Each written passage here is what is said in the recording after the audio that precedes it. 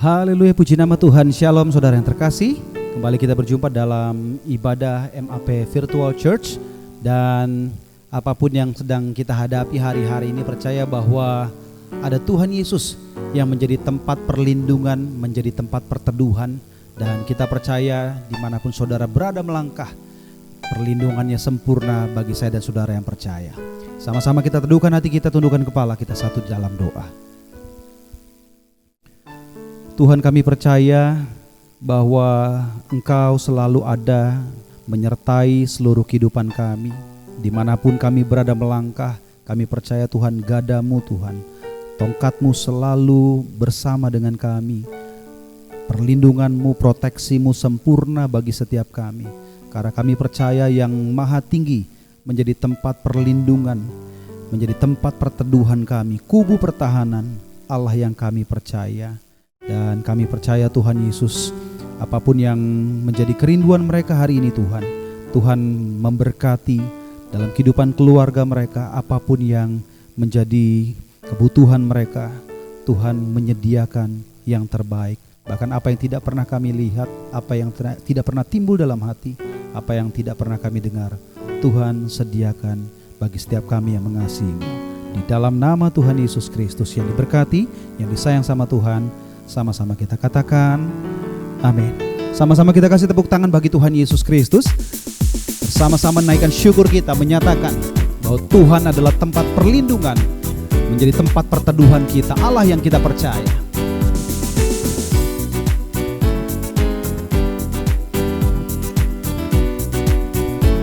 Mari bersama-sama kita nyatakan.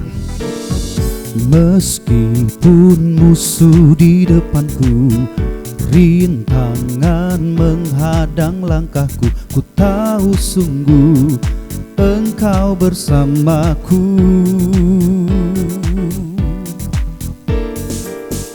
Beribu rebah di kiriku, berlaksa di sisi kananku, ku tahu janjimu Engkau bersamaku.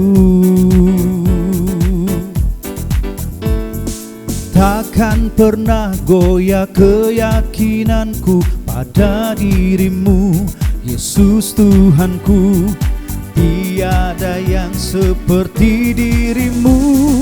Kaulah kuatku, kebanggaanku, gunung batu dan keselamatanku. Kuat tanganmu, perlindunganku. Kaulah Allah, sumber kemenanganku. Oh. Bersama katakan. Meskipun musuh di depanku, rintangan menghadang langkahku, ku tahu sungguh Engkau bersamaku. Bersama dengan iman kita nyatakan. Beribu rebah di kiriku, berlaksa di sisi kananku, ku tahu janjimu Engkau bersamaku. Takkan pernah goyah keyakinanku pada dirimu, Yesus Tuhanku. Tiada yang seperti dirimu. Kaulah kuatku, kebanggaanku, gunung batu dan keselamatanku. Kuat tanganmu, perlindunganku. Kaulah Allah, sumber kemenangan. Kaulah kuatku, kebanggaanku, gunung batu dan keselamatanku. Kuat tanganmu, perlindunganku.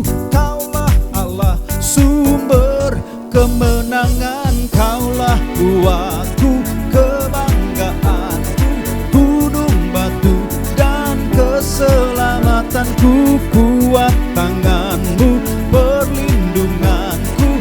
Kaulah Allah, sumber kemenanganku. Sumber kemenanganku. Sumber kemenanganku. Kita beri tepuk tangan sorak-sorai bagi Tuhan Yesus yang menjadi sumber kemenangan kita, Allah yang kita percaya.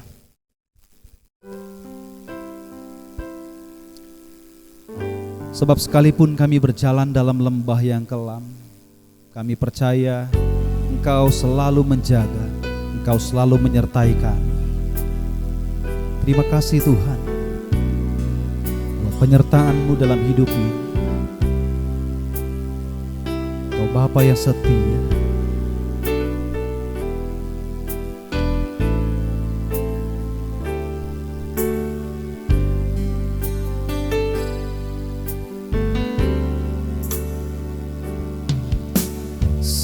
Sekalipun ku berjalan dalam lembah kelam, namun tangan-Mu selalu menopang hidupku. Saat ku dalam ketakutan,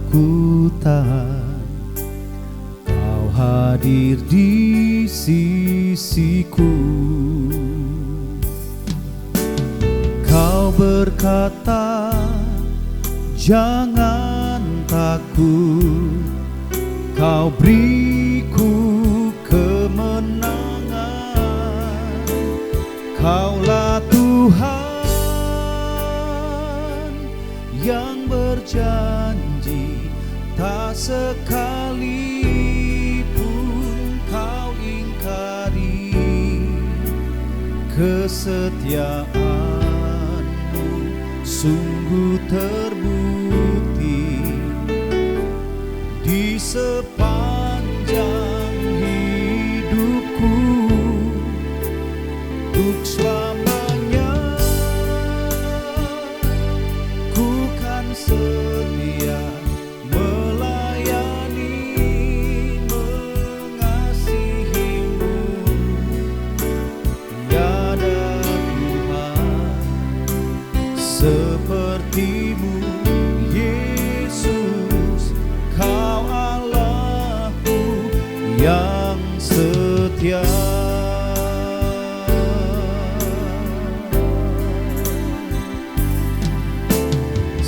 Sekalipun ku berjalan dalam lembah kelam,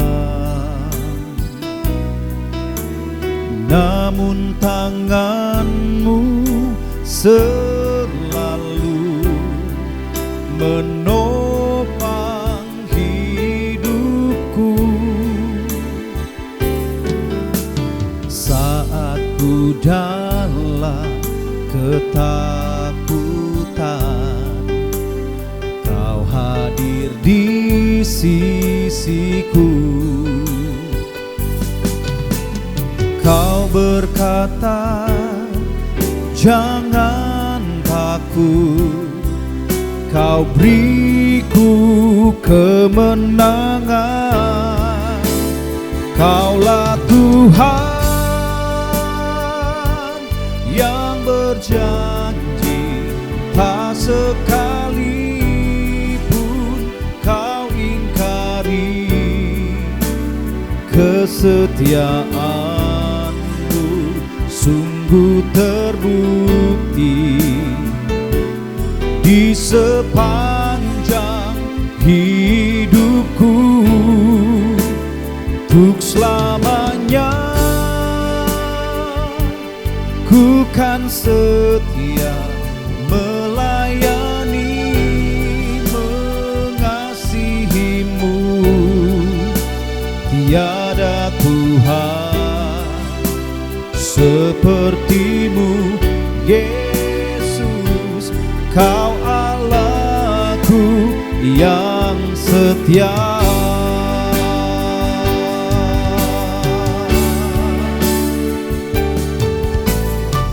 Sebab Kaulah menjadi tempat perlindungan kami, Allah yang maha tinggi menjadi tempat perteduhan bagi kami. terima kasih Tuhan. Dengan kepak sayap-Mu Engkau menaungi setiap kami. Engkau menjadikan kami Tuhan biji mata-Mu yang paling Kau sayang sampai selamanya. Oh, selamanya Kau yang berkuasa. Oh,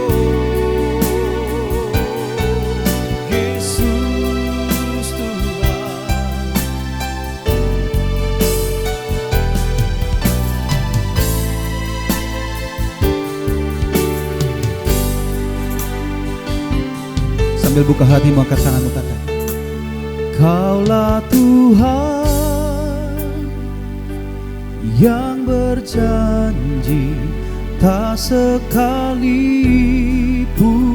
Kau ingkari.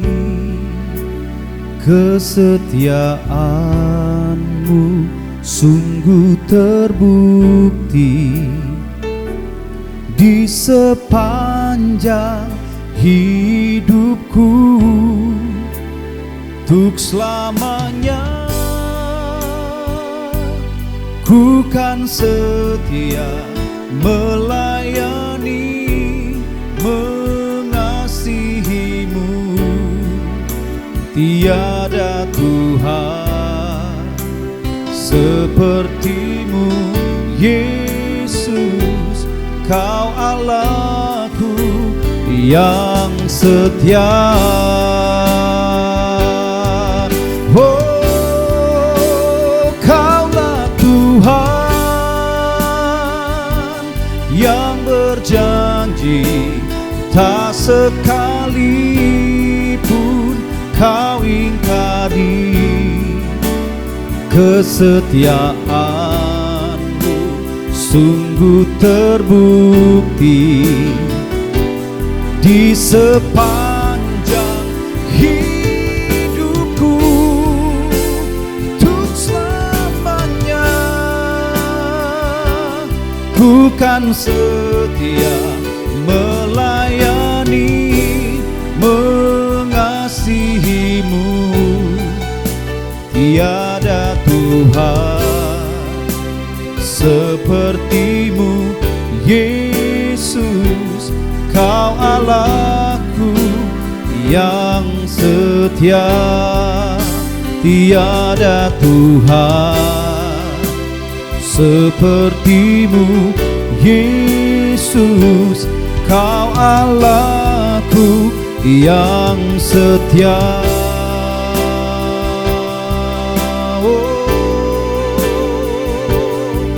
Kau Tuhan yang setia, selalu menjagaku, melindungiku. Dengan kepak sayap-Mu Kau menjagaku, Tuhan.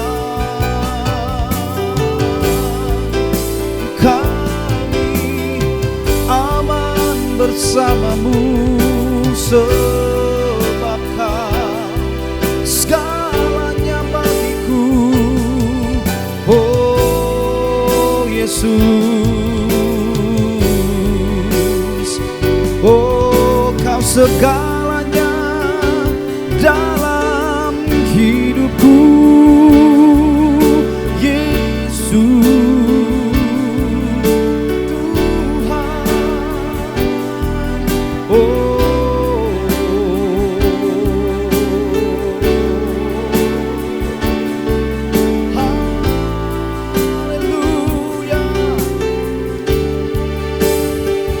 Yesus, Kau segalanya bagiku, Tuhan dan Rajaku. Kasih sayang-Mu melimpah di dalam hidupku. Salib-Mu tebusku, bebaskanku, sembuhkan aku.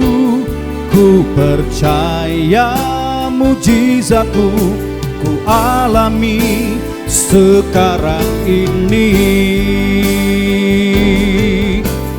Oh, Yesus, Kau segalanya bagiku, Tuhan dan Rajaku. Kasih sayang-Mu melimpah di dalam hidupku. Salib-Mu tebusku, bebaskanku, sembuhkan aku. Ku percaya mujizat-Mu ku alami. Ku percaya mujizat-Mu ku alami. Ku percaya mujizat-Mu ku alami sekarang ini.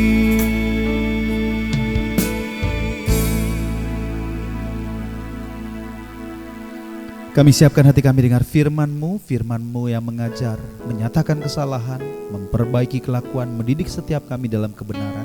Sederhanakan kata kalimat dari firman-Mu, agar kami dapat mengerti dan melakukannya. Di dalam nama Tuhan Yesus Kristus. Haleluya.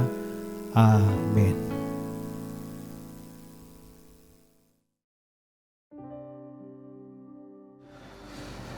Haleluya. Salam kekasih Kristus.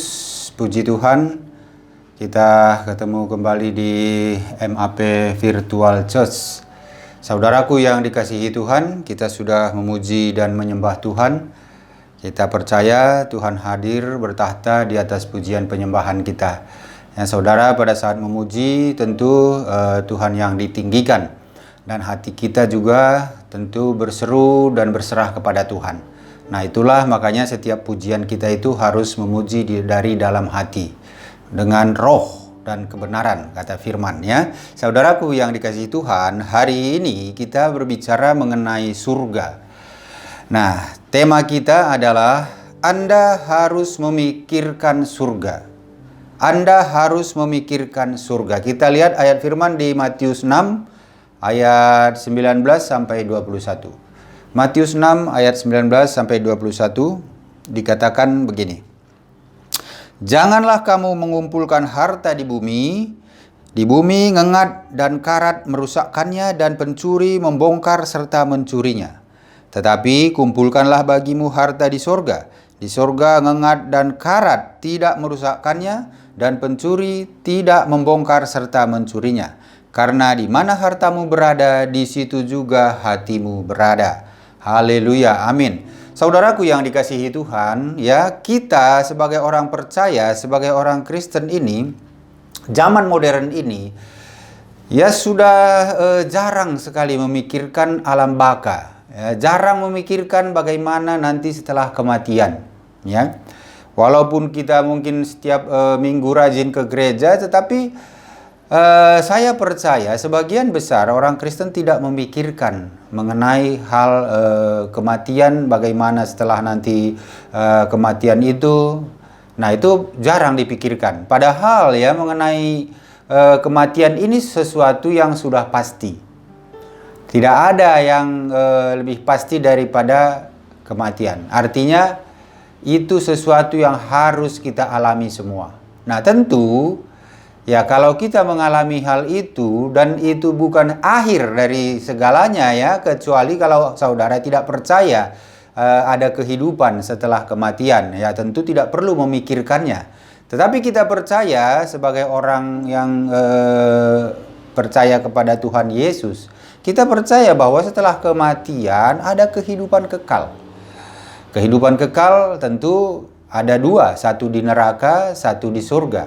Nah, kita yang orang-orang percaya sudah dijanjikan bahwa kita akan masuk dalam kerajaan surga. Tetapi apakah kita pernah berpikir bagaimana nanti di surga dan apa yang terjadi di sana? Nah, seperti apa sih sebenarnya surga itu? Pernahkah kita selidiki gitu ya? Nah, saudaraku, kalau Anda percaya Alkitab, itu jelas surga itu disebutkan ya. Di Alkitab itu disebutkan surga itu seperti apa. Ya, Yesus menyebut surga itu rumah Bapakku katanya. Itu di Yohanes 14 ayat 1 sampai 3. Kita boleh lihat ya, Yohanes 14 ayat 1 sampai 3 dikatakan begini. Janganlah gelisah hatimu, percayalah kepada Allah, percayalah juga kepadaku. Di rumah Bapakku banyak tempat tinggal. Jika tidak demikian, tentu aku mengatakannya kepadamu. Sebab aku pergi ke situ untuk menyediakan tempat bagimu. Dan apabila aku telah pergi ke situ dan telah menyediakan tempat bagimu, aku akan datang kembali dan membawa kamu ke tempatku, supaya di tempat di mana aku berada, kamu pun berada. Nah, ini ajakan Tuhan Yesus supaya kita tidak terlalu gelisah untuk kehidupan yang kekal nanti. Tetapi yang penting di sini bagaimana pengajaran Tuhan Yesus itu yang kita ikuti. Dan dia mengatakan bahwa rumah Bapaknya itu ada di surga. Nah, itulah yang dikatakan di Alkitab ini. Nah, makanya di sini kita tahu bahwa surga itu nyata dan ada ya. Dan juga surga digambarkan secara fisik, bahwa itu bukan sesuatu yang tidak nyata gitu. Itu nyata di Wahyu 21 ayat 9 nanti sama Wahyu 22 ayat 5 saudara bisa baca. Surga juga Yesus menyatakan melalui pengajarannya bahwa surga itu kediaman Tuhan. Ya, Matius 10 ayat 32 sampai 33 dikatakan bahwa surga itu kediaman Tuhan. Nah, dikatakan di sini Matius 10 ayat 32 sampai 33 dikatakan begini. Setiap orang yang mengakui aku di depan manusia, aku juga akan mengakuinya di depan Bapakku yang di surga. Nah, berarti Bapaknya, yaitu Allah itu ada di surga. Nah, Yesus juga menyatakan bahwa surga disebut kota dan tanah air rohani kita. Ya, Paulus pernah dibawa ke surga. Ya, dalam penglihatan rohnya dibawa ke surga, ke langit yang ketiga. Di Korintus 2 ayat 12 dikatakan seperti itu. Jadi di sini menyatakan bahwa surga itu bukan tidak nyata atau bukan hanya gambaran saja, tetapi itu secara fisik nyata. Nah, sekarang yang menjadi pertanyaan, seperti apa surga itu? Kalau kita lihat di Alkitab, itu kata surga sendiri itu ada lebih dari 500 kali. Alkitab menggambarkan surga sebagai kota yang besar atau Yerusalem baru. Ya, disebutkan itu mengenai kata surga ini lebih dari 500 kali. Kita lihat dulu surga ini seperti apa. Pertama itu kemuliaannya, kemuliaan surga itu sendiri.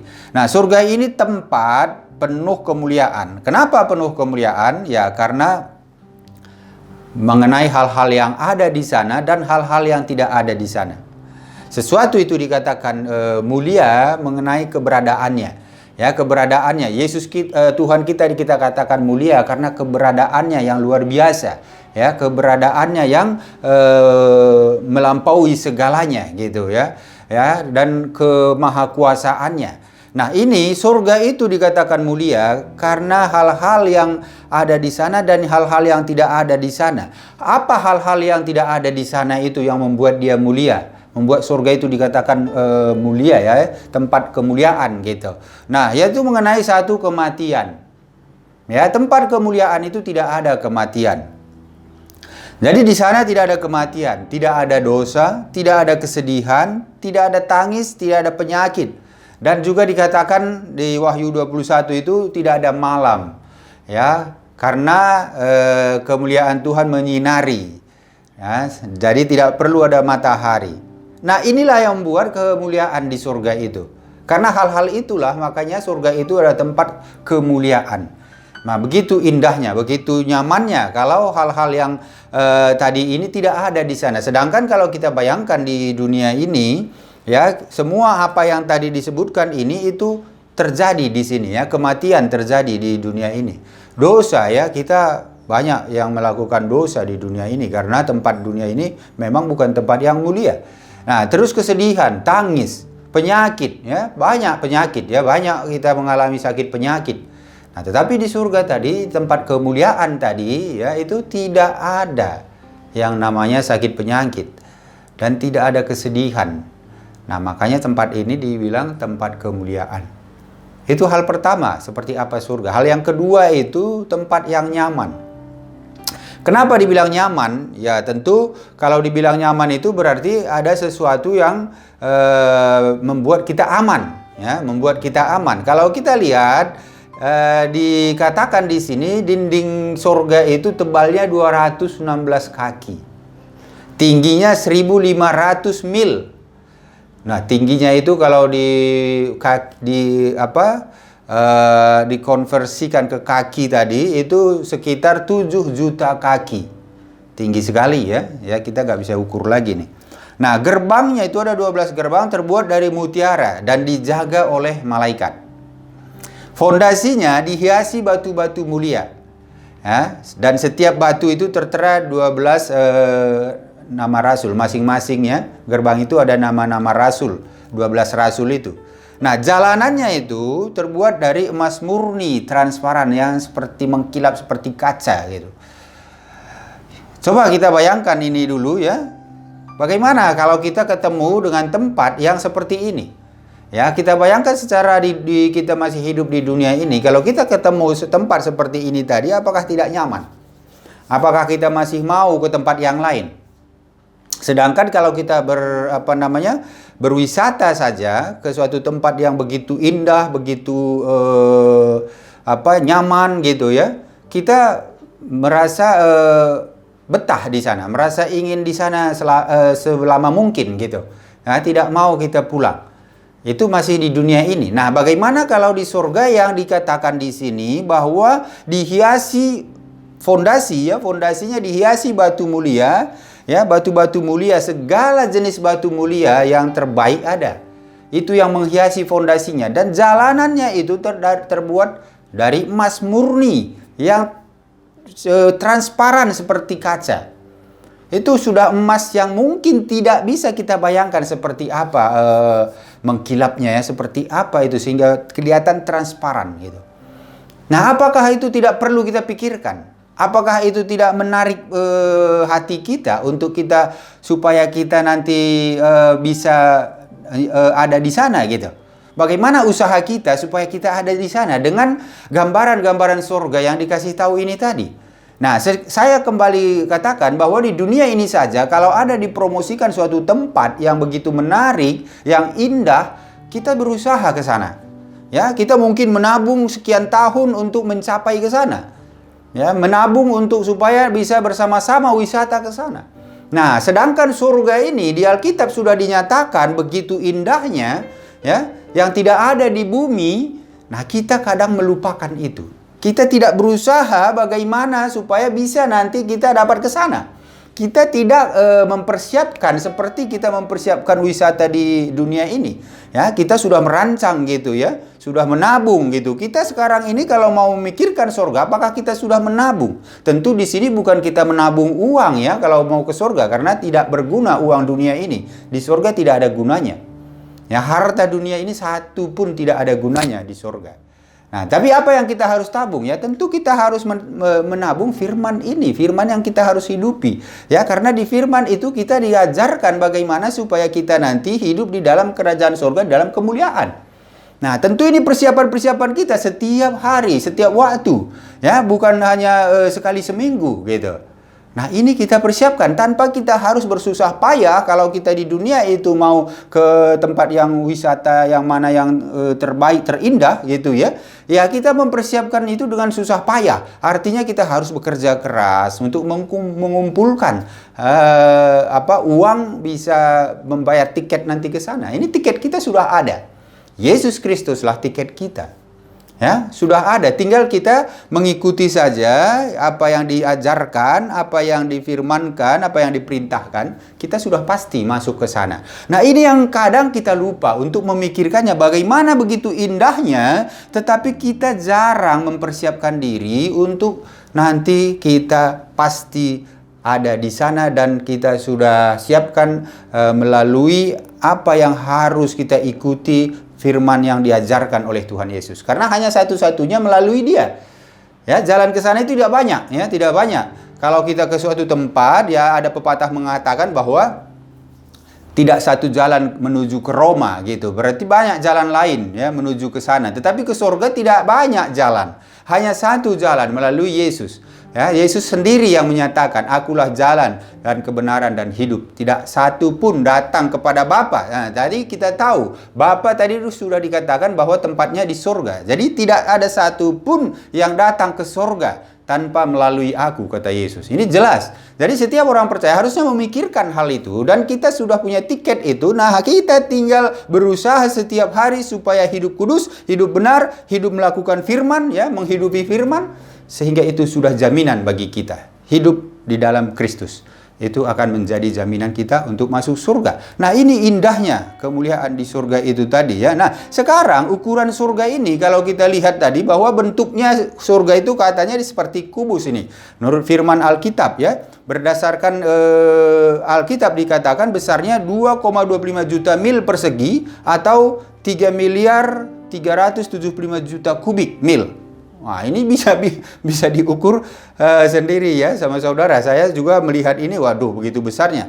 Dan dikatakan mampu menampung 100.000 miliar orang. Ya, surga itu mampu menampung 100.000 miliar orang. Manusia di dunia ini berapa banyak, saudara? Manusia di dunia ini 7-8 miliar. Nah, di surga dikatakan mampu menampung 100.000 miliar orang. Makanya Yesus mengajarkan kepada kita supaya setiap orang diselamatkan. Karena setiap orang pun selamat, surga itu masih luas. Ya, setiap orang di muka bumi ini diselamatkan, itu surga masih luas. Masih sangat kosong, istilahnya itu, ya, masih banyak tempat-tempat yang bisa ditempati, gitu, ya. Karena 7 miliar orang, atau katakanlah sampai nanti akhir dunia ini 10 miliar orang di muka bumi. Nah, sedangkan daya tampung surga itu 100.000 miliar orang. Ya, tentu ini tidak ada apa-apanya, gitu, ya. Nah, makanya kita, ya, walaupun begitu daya tampungnya banyak, ya, tidak berarti serta-merta kita gampang masuk surga, gitu. Bukan begitu. Ya, artinya di sini bahwa begitulah indahnya, begitulah besarnya, begitulah surga itu mulianya, begitu. Nah, makanya saudaraku dikasihi Tuhan, ada satu hal lagi, bahwa di surga itu orang-orang jahat tidak ada di surga. Nah, jadi ada satu hal yang pasti, bahwa orang-orang jahat tidak ada di surga. Ya, Wahyu 22 ayat 15, saudara bisa baca nanti, ya, sama Wahyu 21 ayat 8 dan 27. Nah, inilah gambaran surga. Alkitab mengatakan rumah abadi orang-orang percaya adalah surga. Ya, rumah abadi kita itu sebenarnya surga, bukan di dunia ini. Jadi, kalau rumah abadi kita di surga, ya, tentu kebanyakan kebanyakan apa yang kita lakukan sekarang di sini untuk kekalan nanti, untuk rumah abadi kita nanti. Bukan kebanyakan kita lakukan untuk di sini, hidup kita ini, gitu, ya. Ini harusnya, ya.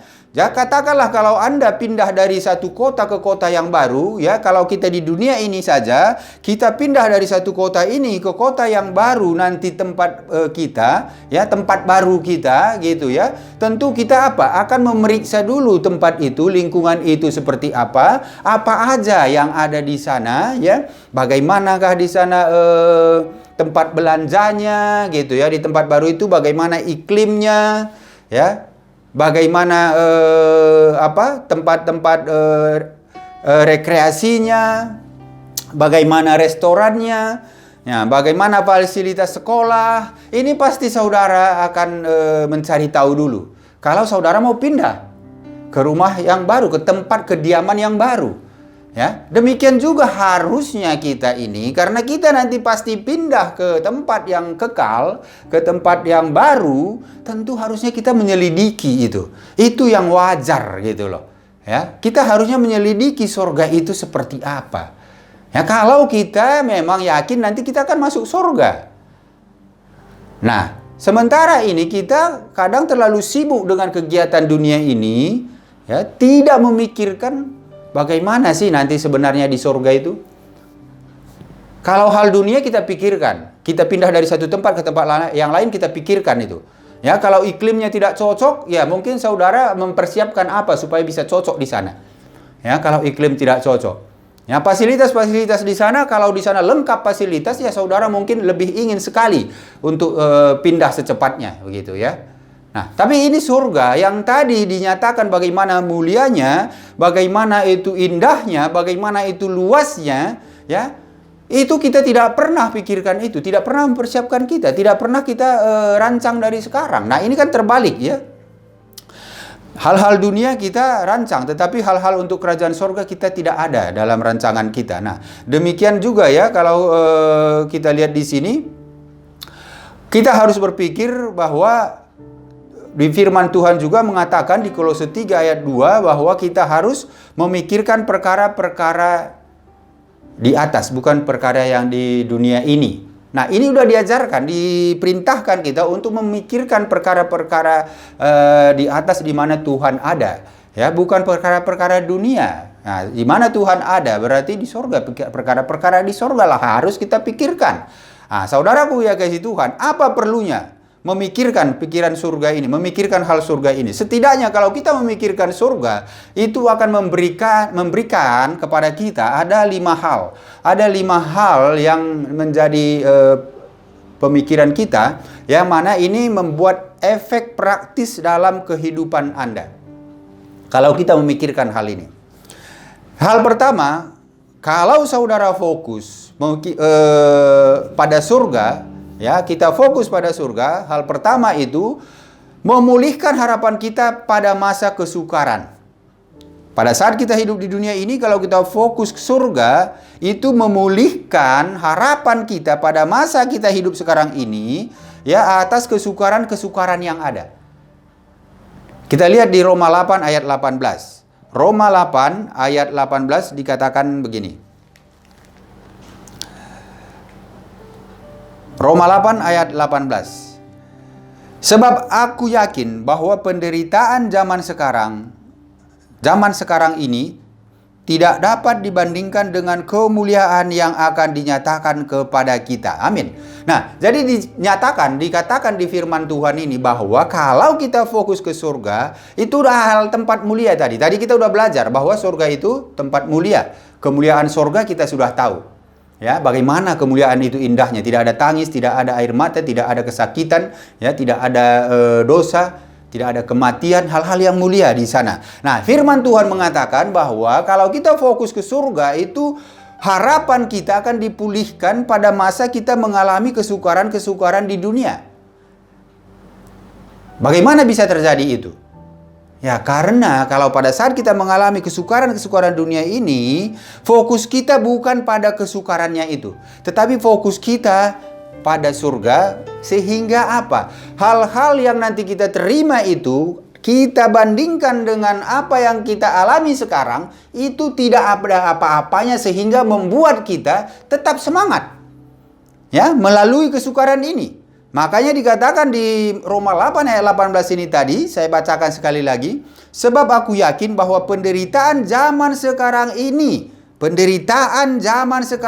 tidak dapat dibandingkan dengan kemuliaan yang akan dinyatakan kepada kita. Ya, jadi penderitaan kita ini tidak sebanding, ya, tidak ada apa-apanya.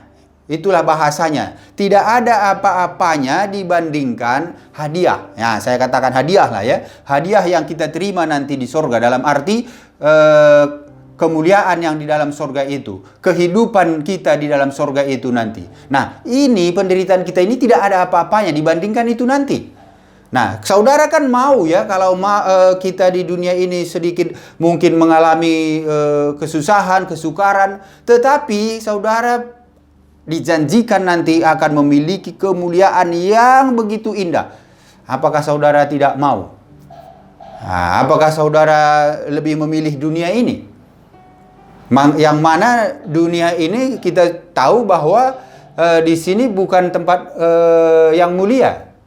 Di mana di dunia ini masih ada penderitaan-penderitaan, kesakitan. Nah, sekarang kita mengalami itu, kita tidak akan bersungut-sungut. Kita tidak akan mengutuki Tuhan gitu. Kita tidak akan komplain kepada Tuhan walaupun kita mengalami penderitaan-penderitaan sekarang, karena kita tahu bahwa ini tidak ada apa-apanya dibandingkan nanti saudara di dalam kerajaan surga.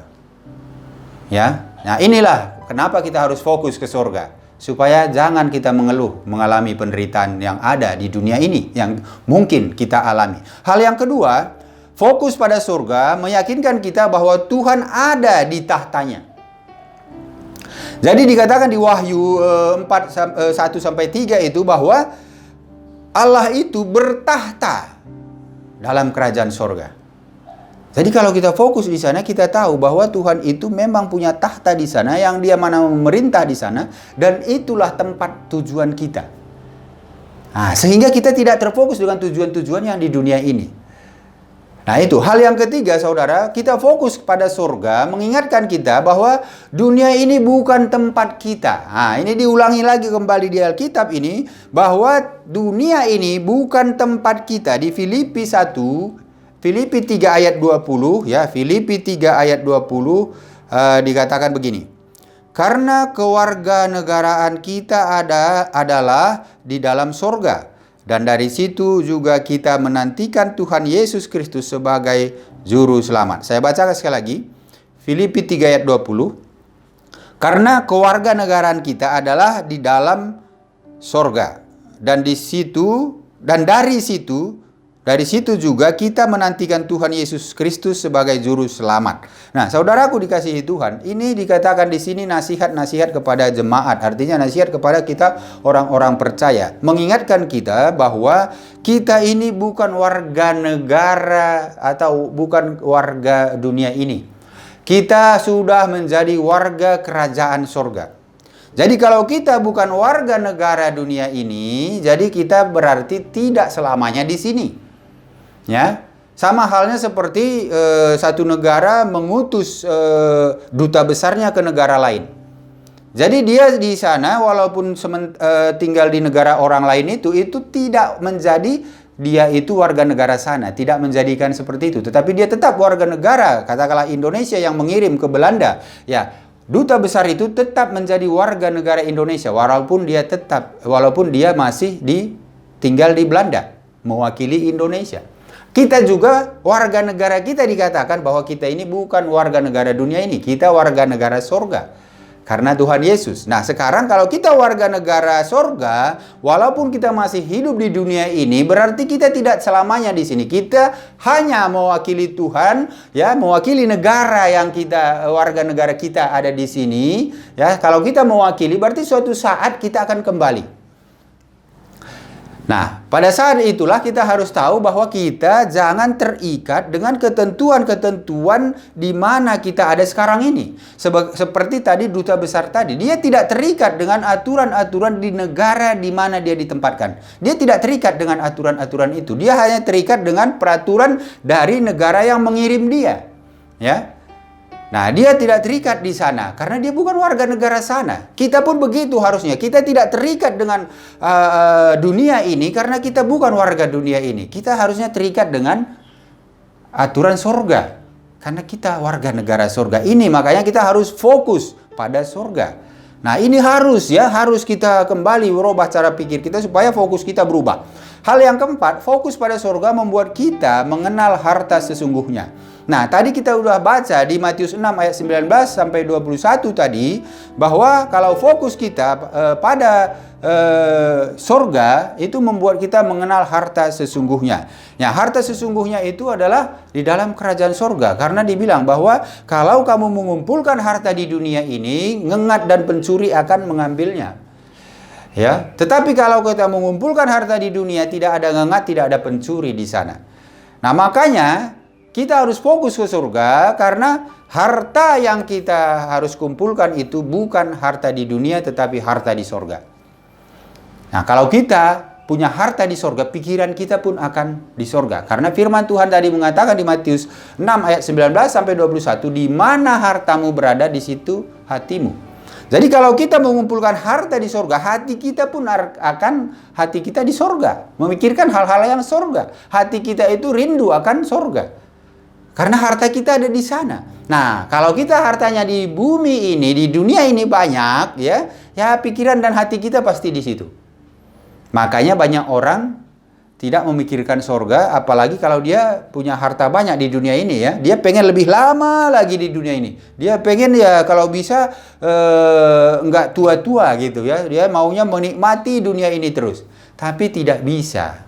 Saudaraku kekasih Kristus, seberapapun banyaknya harta saudara ya, seberapapun saudara punya fasilitas yang luar biasa, punya dokter pribadi spesial gitu ya, punya segalanya, itu tidak bisa menghalangi saudara untuk meninggalkan dunia ini. Tidak bisa.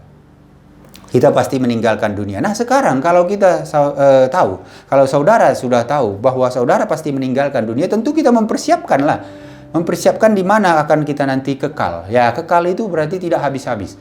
Kalau saudara tidak memikirkan itu, akan terjadi penyesalan. Kalau saudara nanti tidak kekal di sorga, berarti kekal di neraka.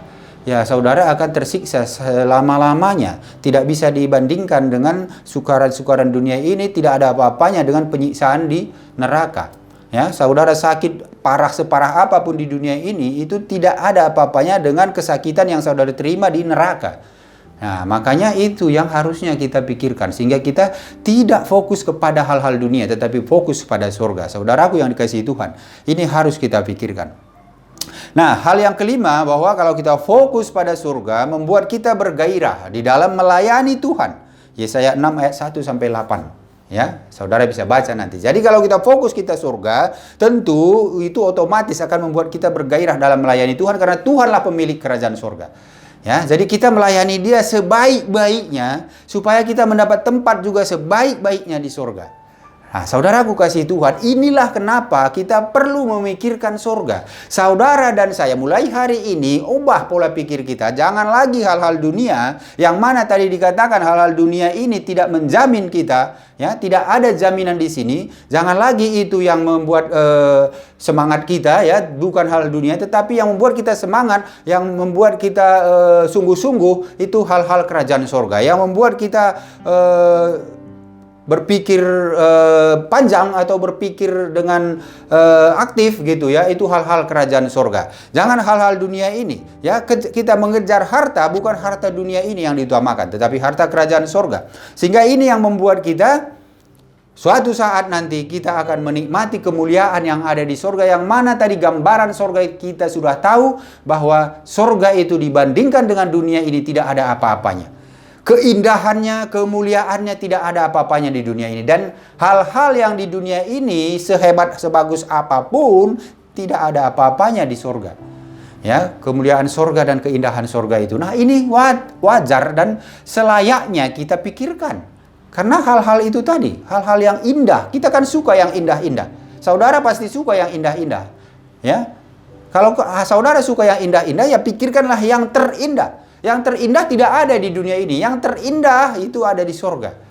Jadi kita pikirkanlah hal-hal itu, jangan hanya setengahnya saja. Ya, kalau kita melihat dunia begitu indahnya, ya, tempat wisata begitu indahnya, kita sudah merasa nyaman gitu. Belum lagi kalau kita lihat tadi kerajaan surga seperti apa, surga itu seperti apa.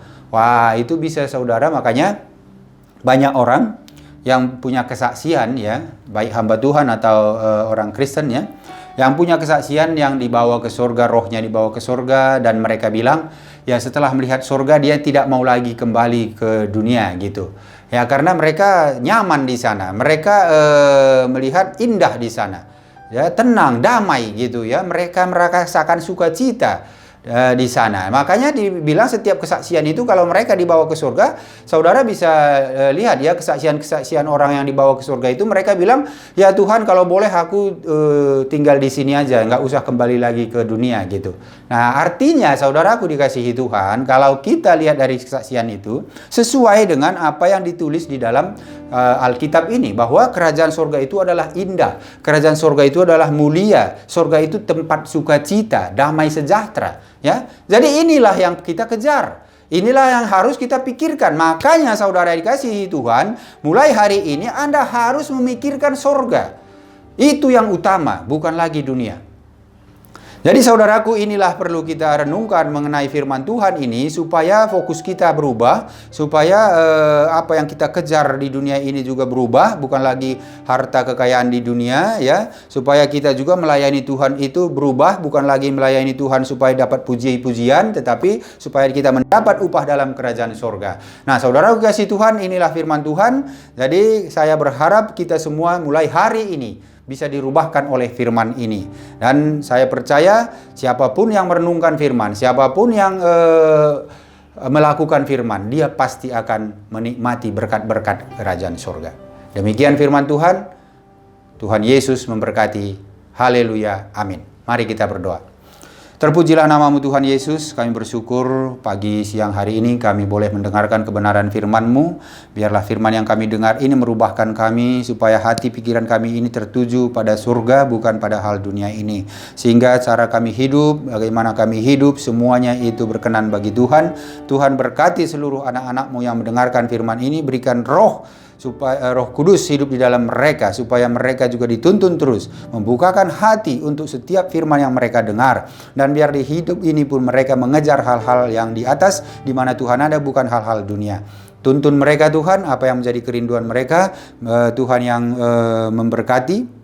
Hamba berdoa bagi yang lemah dikuatkan, yang sakit disembuhkan, keluarga yang mungkin rindu untuk mendapat berkat sukacita, biarlah Tuhan Yesus memberkati keluarga yang dimanapun mereka berada. Tuhan, terima kasih, hamba sudah selesai menyampaikan firman-Mu, tapi hamba percaya Roh Kudus terus bekerja di dalam setiap orang yang mendengarkan firman ini. Biarlah mereka terus dituntun dengan kuasa Roh Kudus, dan hidup mereka juga terus memikirkan hal-hal kerajaan sorga. Dan di bumi ini juga mereka diberkati, dan mereka dijaminkan untuk mendapat kehidupan kekal dalam kerajaan surga. Terima kasih Bapa, segala puji hormat kemuliaan hanya bagi-Mu. Sebelum kami tutup ibadah ini, kami mau menerima berkat dari Tuhan. Kekasih Kristus, arahkan hati pikiran-Mu. Terimalah berkat dari Allah Bapa, cinta kasih di dalam Yesus Kristus, kekuatan penghiburan oleh Roh Kudus, memberkati saudara mulai hari ini, sampai Tuhan Yesus datang kedua kali untuk menjemput kita, sehingga kita nanti bersama-sama di dalam kemuliaan di kerajaan sorga. Haleluya, sama-sama kita katakan amin.